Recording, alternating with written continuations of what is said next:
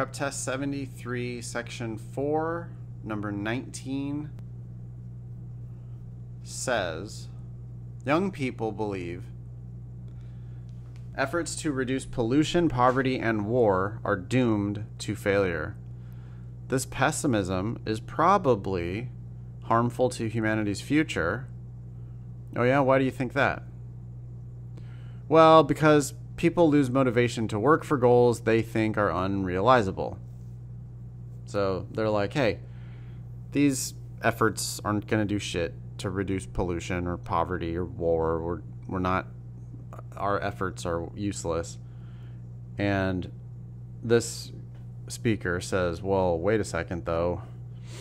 If they're going to lose motivation to work for those goals, so therefore this belief, their pessimism, is probably harmful to humanity's future. Okay. Last sentence. We must do what we can to prevent this loss of motivation, and therefore must enable our children to believe that better futures are possible. Huh. We need to change their minds. The conclusion of this argument is we got to change these kids' minds. Why? Well, because we don't want them to lose motivation and not do anything. We need to sell them on the idea that they can grow up to be president or whatever. All right. Which one of the following is an assumption on which the argument depends? Does the argument depend necessarily on A, motivating people to work to solve humanity's problems will enable them to believe that the future can be better and will cause them to be less pessimistic?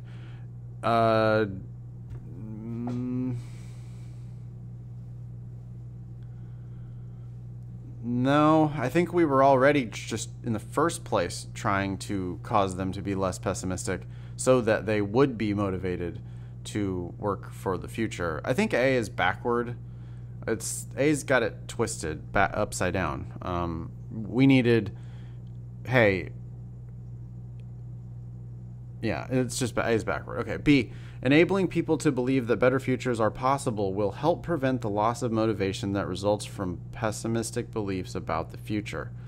Yeah, they're saying kids are pessimistic. They don't believe any change is going to happen. That's bad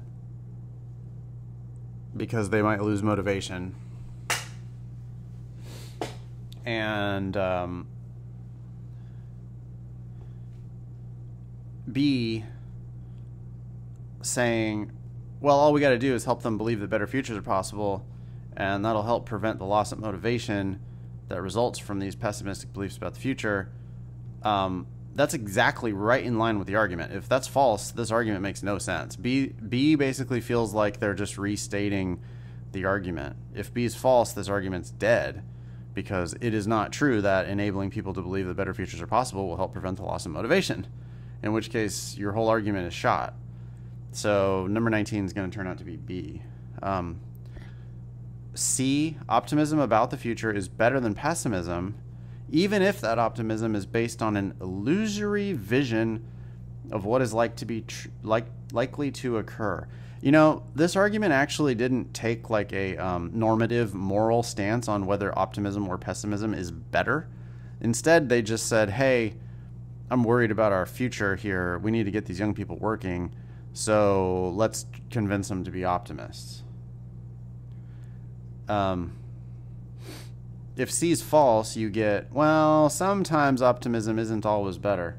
But even if sometimes optimism isn't always better, it still might make sense to try to motivate our children, our young people, to do something. So it's not C. D, if future generations believe that the future can be better, then pollution, poverty, and war will be eliminated.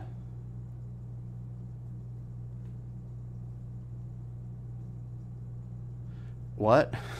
The argument did not go that far. The argument's not saying that pollution, poverty, and war are going to be eliminated. It's just saying, hey, we need to get kids working on the future. It's not D. E, the current prevalence of such problems as pollution and poverty stems from previous generations' inability to believe that futures can be better, that maybe is true, but we don't know that that's true. That could be false, and the current prevalence of these problems could be due to anything, including just due to, Donald Trump's the president. You have no chance of doing anything about pollution and poverty.